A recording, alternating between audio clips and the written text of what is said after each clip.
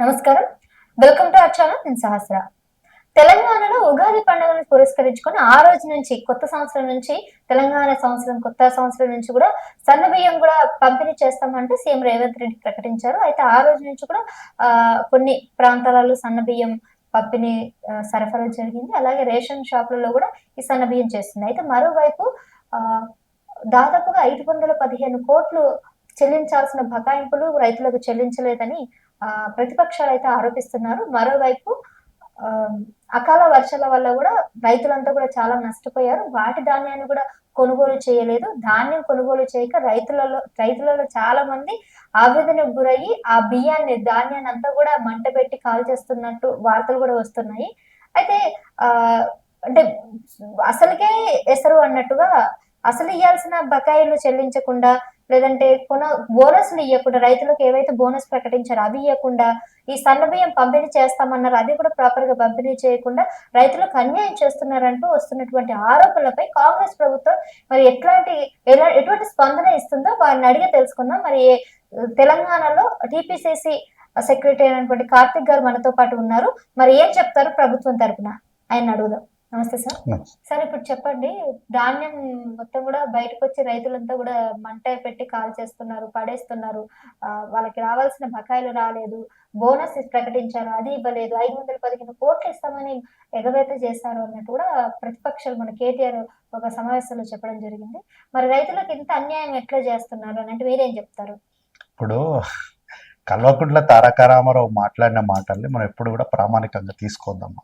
ఎందుకు అంటే వాళ్ళ హయాంలో వాళ్ళు ప్రభుత్వంలో ఉన్నప్పుడు మిర్చి రైతు ఒక ఆయన గుండెలు బాదుకుంటూ నా మిర్చి అంతా పాడైపోతుంది, నేను మిర్చి నమ్ముకొని కొన్ని లక్షల రూపాయలు పెట్టుబడిగా పెట్టినా ఈరోజు దిగుబడి లేదు, రేట్లు ఇవ్వట్లేదు ప్రభుత్వము, నేను ఆత్మహత్య చేసుకోవాల్సిన పరిస్థితి, నా పిల్లలు భార్యా బిడ్డల్ని నేను ఆత్మహత్య చేసుకుంటాను గుండెలు బాదుకుంటూ ఒక వీడియో పెట్టిన అప్పట్లో. అది బాగా సర్క్యులేట్ అయింది అప్పుడు సోషల్ మీడియాలో. మేమేం చేయలేదు కాంగ్రెస్ పార్టీగా, అదే ఆటోమేటిక్గా సోషల్ మీడియాలో వైరల్ అయ్యి వెళ్ళిపోయింది. అది అంత వైరల్ అయిన తర్వాత మేము పట్టుకున్నాం దాన్ని. అయితే ఆ వీడియోని కల్వకుంట్ల తారక రామారావు గారు మొన్న రీసెంట్గా ఒక 2-3 నెలల క్రితం ట్విట్టర్లో తెచ్చి ఇగో ఈ రాష్ట్రంలో ఉన్నటువంటి రైతుల పరిస్థితి ఇట్లా ఉంది అని ట్విట్టర్లో పెట్టిండు. ఏం అందరం షాక్ అయినాము, ఎవరు ఈ రైతు, ఎక్కడి నుంచి వచ్చిండు, ఈ రోజు మిర్చి సీజనే కాదు కదా, ఇప్పుడు ఎట్లా వచ్చింది మిర్చి అని చెప్పి ఓ జర్నలిస్ట్ వెళ్ళి అడిగిండు. ఒక ప్రముఖమైన ఛానల్ జర్నలిస్ట్ వెళ్ళి ఏంటా నీ గురించి ఇట్లా వీడియో వచ్చింది ఏంది అంటే రైతు ఏడవడం స్టార్ట్ చేసిండు. అరే నువ్వు ఏడవకు, నువ్వు రైతువి, నువ్వు ఎందుకు ఏడుస్తున్నావు, నువ్వు మాకు అన్నం పెట్టాడు. కొంచెం జర్నలిస్ట్ తన అనుభవాన్ని మొత్తం పెట్టి రైతుని సంజాయించి అడిగితే, సార్ అది ఇప్పుడుది కాదు సార్, ఆయన అధికారంలో ఉన్నప్పుడుది ఆ వీడియో, అది ఇప్పుడు తీసుకొచ్చి పెట్టిండు, ప్రభుత్వము ఏమి నన్ను ఏం చేయకుండానే ప్రభుత్వాన్ని బద్నాం చేస్తున్నానని, నన్ను అబాస్ పాలు చేస్తున్నాడని రైతు బాధపడి చెప్పిండు. బాధ ఏంది, నేను కాంగ్రెస్ పార్టీని ఏం అనలేదు, అనకుండా నన్ను అనవసరంగా కాంగ్రెస్ పార్టీ నేనేదో అబాసు చేసినట్టు నన్ను చిత్రీకరిస్తున్నాడు. అంటే ప్రభుత్వం మీద అన్నారు తప్ప అది ఏ ప్రభుత్వం అనేది స్పష్టత లేదు ఆ వీడియోలో లేదు. అంటే ఆ రైతు ఈ రోజు కల్వకుంట్ల తారక రామారావు డబ్బులు ఇచ్చి వాళ్ళతో వీళ్ళతో ముఖ్యమంత్రి గారిని, భార్యని, బిడ్డని, మనవడిని, తల్లిని, చెల్లిని అందరినీ తిట్టిపిస్తున్నాడు కదా.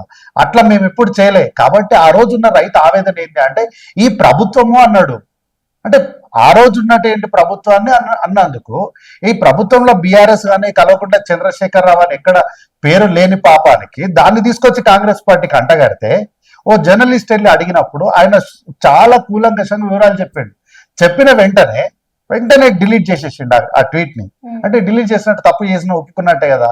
అట్లా ఏంటంటే కల్వకుంట్ల తారక రామారావు ఈ రోజు వార్తల్లో నిలవడానికి, వార్తల్లో మీడియా కెమెరాలు నా మొహం చూపించకపోతే ప్రజలు నన్ను చీదరించుకోగా మర్చిపోయే అవకాశం ఉంది అని గ్రహించినటువంటి కల్వకుంట్ల తారక రామారావు ఏంటంటే ఏదో ఒకటి బట్టగాల్చి ప్రభుత్వం మీద వేయాలి. అది కాదు అని ప్రభుత్వానికి ఏం పని లేనట్టు ఆ మరకలను తుడుచుకుంటూ కూర్చోవాలి. మీరే కదా మాట్లాడింది, నా మనవడు, నా మనవరాలు నా ఫామ్ హౌస్ లో ఏ సన్నబియ్యం తింటారో ఈ రాష్ట్రంలో ప్రతి ఒక్క బిడ్డ అదే సన్నబియ్యం తినాలి అని మీరే కదా గట్టిగా కుక్కలు చించుకొని అరిచింది మీరే కదా. మరి ఏమైంది, మీరు ఎందుకు ఇయ్యలేదు? తర్వాత రెండోసారి అధికారంలోకి వచ్చినప్పుడు కూడా ప్రతి రేషన్ షాప్ నుంచి కూడా త్వరలో మీకు సన్నబియ్యం ఇస్తామని కల్వకుంట్ల తారక రామారావు గట్టిగా ఆ వాయిస్ పెంచండి అని చెప్పిండు కదా మైక్ సెట్ వాళ్ళకి. ఏమైంది మరి, ఎందుకు ఇవ్వలేదు? నీ కొడుకు నీ మనవడే కదా ఇక్కడే గచ్చిబౌలిలో ఒక స్కూల్ దగ్గరికి పోయి ఇది స్కూలా నాకు ఆశ్చర్యం అనిపించింది, ఇట్లా ఎట్లుంటది స్కూల్ అంటే ఇక్కడ టాయిలెట్సే లేవు కదా అన్నది నీ మనవాడు నీ కొడుకే కదా. ఇవన్నీ గమనించిన ప్రజలే నిన్ను తీసి బండకేసి కొడితే కాంగ్రెస్ పార్టీ అధికారంలోకి వచ్చినప్పుడు మీరు ఆ అధికారంలోకి వచ్చినప్పుడు మేడం ఒక సందర్భం చెప్తాను మీకు. మీకు గంగవ్వ తెలుసు కదా మన దగ్గర తెలంగాణలో. గంగవ్వ బాగా ఫేమస్ ఆమె కాంగ్రెస్ పార్టీకి సంబంధించినటువంటి నాయకులు పిసిసి అధ్యక్షులు అయినటువంటి రేవంత్ రెడ్డి గారు, ఒక రైతు బిడ్డ అయినటువంటి రేవంత్ రెడ్డి గారు అచ్చంపేట నుంచి హైదరాబాద్కి ఎర్ర టెండర్లు నడుచుకుంటూ వస్తున్నప్పుడు ఆ వార్తను తను ఎక్కడో టీవీలో చూసి తను చెల్లించిపోయి రేవంత్ రెడ్డి గారి కోసం ఇంత టిఫిన్ బాక్స్ కట్టుకొని అన్నం పట్టుకొని తినుబిడ్డ కష్టపడుతున్నావు మా కోసము, నీకు మంచి జరుగుతుందని మా దగ్గరకు వచ్చింది. మేమే ఇంటర్వ్యూలు చేయలేదు, మేమే సెట్ అయ్యలేదు, కెమెరాలు పెట్టలేదు. ఆమె వచ్చి ఆడికి వస్తే సీతకారు తీసుకొని అన్నగారి దగ్గరికి వెళ్ళినప్పుడు దగ్గర ఉన్న వాళ్ళు ఎవరో ఫోన్లో వీడియో తీసి దాన్ని మా ఫేస్బుక్లో పెట్టినాం మేము. దీన్ని చూసినటువంటి తారక రామారావు ఇమ్మీడియట్ గా అత్యవసరంగా పొలంలోకి వెళ్ళిపోయి చుట్టూ కెమెరాలు 60 కెమెరాలు పెట్టుకొని బిగ్ బాస్ హౌస్ లో కూర్చున్నట్టు కూర్చొని గంగా గారిని ముందు పెట్టుకొని ఇంకొక ఆయనను పెట్టుకొని సన్నల గురించి టాపిక్ లేపి ఆయన ఏమన్నాడు, ఈ రాష్ట్రంలో సన్నలు ఇవ్వడం కుదరదు, అట్లా ఇవ్వాలంటే 2000 కోట్లు అదనంగా పడుతుంది, ఎవడు మోయాలి దీన్నంతా అని ఒక పెద్ద నీతి సూత్రం చెప్పాడు.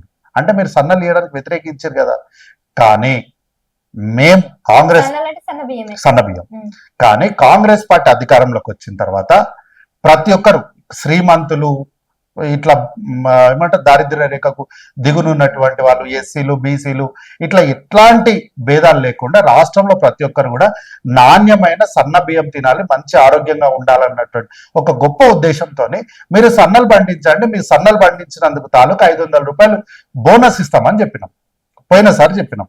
అయితే చాలా మంది నమ్మలే. ఈ కల్వకుంట్ల తారక రామారావు మాటలు విని ఇట్లానే మీకు పైసలు ఎగ్గొడతారు, మీకు బాకీలు పెడతారు అంటే వాళ్ళు కాదు, అప్పులు తెచ్చిన తాలూకు పైసలు మరి సర్పంచ్లకు బిల్లులు ఇవ్వలేదు, కాంట్రాక్టర్లకు బిల్లులు ఇవ్వలేదు, ఎవరికి బిల్లులు ఇవ్వలేదు. ఈ రోజు వచ్చి 20% 30% అని ఈ రోజు నీతి సూక్తులు చెప్తున్నారు.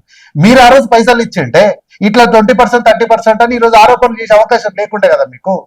కాబట్టి ఏంటంటే వీళ్ళు చేయచాతగాక చేయచేట వాళ్ళ మీద ఆరోపణలు చేస్తారు. మేము సన్న బియ్యం ఇచ్చి సన్నలు పండించిన వాళ్ళకి 500 రూపాయలు బోనస్ ఇస్తే పోయినసారి పండించని వాళ్ళందరూ కూడా అరే మన పక్క పొలంకి 500 రూపాయల బోనస్ అంటే దాదాపు 1,00,000 రూపాయల వరకు వాళ్ళకు ఆందాన్ని వచ్చింది.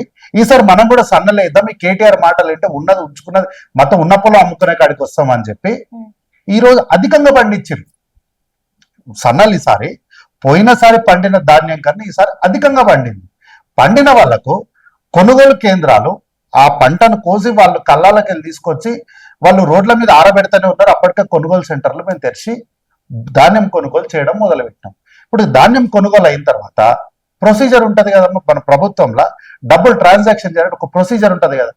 ఆ ప్రొసీజర్ లో భాగంగా మిల్లులు డబ్బులు వాళ్ళ దగ్గర ధాన్యం తీసుకొని ఇక అమ్మ మీరు ఇంత ధాన్యం ఇచ్చి ఇన్ని పైసలు రావాలి మీకు, ఈ తారీఖున వస్తాయి అని చెప్పారు. దానికి కల్వకుంట్ల తారక రామారావు ఇగో వీళ్ళకు పైసలు ఎగ్గొట్టేసింది ప్రభుత్వము అని ప్రభుత్వం మీద తప్పుడు ఆరోపణలు చేస్తున్నారు. గతంలో మీరు కళ్ళాల్లో ధాన్యం పోసి రైతులు ఆ కళ్ళాల మీదనే గుండాగి చచ్చిపోయిన పరిస్థితుల్ని ప్రజలందరూ మర్చిపోలే, ఇంకా గుర్తున్నాయి అవన్నీ. కానీ ఈరోజు కాంగ్రెస్ పార్టీ అట్లేం చేస్తలేదు. మీరు గతంలో రైతులకు సంచులు ఇవ్వలేదు, పొలాల ధాన్యం ఆరబెట్టుకోవడానికి కళ్ళాలు ఇవ్వలేదు, రైస్ మిల్ లోపలికి తీసుకురానియలేదు. తీసుకొచ్చిన తర్వాత తడిసిన ధాన్యం తెస్తే దాని రంగు మారిందని, దానికి తడిసిపోయిందని వివిధ కారణాలు చెప్పి ఆ రైతు తెచ్చిన ధాన్యాన్ని మీరు రిజెక్ట్ చేశారు. లేదు బలవంతంగా కాంగ్రెస్ పార్టీ పోరాటం చేసిన తర్వాత కొనుగోలు కేంద్రాలలో తునకాలు ఎట్లేసినారు తెలుసా మేడం, తాళ్ళు తీసిరు. అంటే బియ్యం మన వడ్లలో తాళ్ళు ఉంటాయి, ఆ తాళ్ళు మనం కలిపే తూకం వేయాలి, కానీ తాళ్ళు తీసేసి తూకాలు వేసారు. దానివల్ల రైతులు తీవ్రంగా నష్టపోయినారు. ఇంకా కొన్ని కొనుగోలు సెంటర్స్ లో ఏం చేశారంటే ఇప్పుడు వెయింగ్ మెషిన్ ఉంటది కదా, దాని కింద గోనె సంచులు పెట్టారు. అంటే మీరు కిలో బియ్యం పెడితే అది కిలోన్నర చూపిస్తుంది ఆడ. మీరు కిలో బియ్యం దాని మీద వడ్లు పోస్తే మీకు డిజిటల్ లా మీకు మీటర్లు ఏమని చూపిస్తుంది అంటే కిలోన్నర చూపిస్తుంది. గోనె సంచులు వెయిట్ పెట్టారు కింద. అది పెట్టడం వల్ల రైతులు తునకల్లో తేడాలు వచ్చినాయి. ఇంత ఘోరంగా మీరు చేసి రైతుల ఉసురు పోసుకొని వాళ్ళ ప్రాణాలు తీసినటువంటి మీరు ఈ రోజు ధాన్యము అది అకాల వర్షం వచ్చినప్పుడు రైతులు ఎవరు వాళ్ళ ధాన్యాన్ని పోవాలని కోరుకోరు, కానీ వరద ఎక్కువ వచ్చినప్పుడు కొంచెం ధాన్యాలు అనేది వరదతో పాటు వెళ్ళిపోతాయి. ఆ వరదతో వెళ్ళిపోయిన దాన్ని వీడియోలు తీసుకొని ఫోటో తీసుకొచ్చి ఆ గుమస్తా తెలంగాణ వేసి దాన్ని మేమేదో రైతులను అబాస్పాలు చేస్తున్నాం, రైతులు లేదో మేమేదో నష్టపరుస్తున్నాము, వాళ్ళకి బిల్లులు ఎగ్గొట్టాలని మేమేదో ప్రణాళికలు రచిస్తున్నామని మీరు చేసిన అప్పులు, మీరు చేసిన తప్పులు, మీరు చేసిన అక్రమాలు అందరు అట్లనే చేస్తారని అనుకోద్దు తారక రామారావు గారు. మీకున్నటువంటి కుసంస్కారం మాకు లేదు. మీరు డ్రగ్స్ తీసుకుంటారని అందరు అన్నట్లు మేము ఎప్పుడు ఏం అనలే, అట్లా ఆరోపణలు వస్తున్నాయి సార్ అని చెప్పినాం. మీరు ఇట్లా మాట్లాడినారు ఏమనుకుంటారు, నిజంగానే మీకు ఏమైనా డ్రగ్ ఎఫెక్ట్ తక్కువైందేమో అని మేము అనుకోవాలి. నిజాలు ఏందో తెలుసుకొని మాట్లాడితే ఆయనకు మంచిది, ప్రభుత్వానికి మంచిది. ఇంత తప్పు జరుగుతుంటే మీ నాయన ఏమంటాడు, నేను మా పిల్లలు వచ్చి మాట్లాడతారు అని అంటారు. ధాన్యం గురించి పిల్లలు మాట్లాడతారా? ప్రభుత్వం పెద్ద మనుషులు కూర్చొని మాట్లాడాలి. అందుకే ఇట్లాంటి తప్పులు ఏమన్నా ఉంటే చెప్పేది నువ్వు కాదు, ఈ రాష్ట్రానికి ప్రధాన ప్రతిపక్ష నాయకుడు వస్తే విషయాలు ఏదో బయటపడతాయి. మీరు పిల్లలు సార్, మీకు తెలియదు మీకు, కాబట్టి పెద్ద మనుషులు వస్తే బాగుంటుంది ఈ విషయంలో. రైట్. Thank you.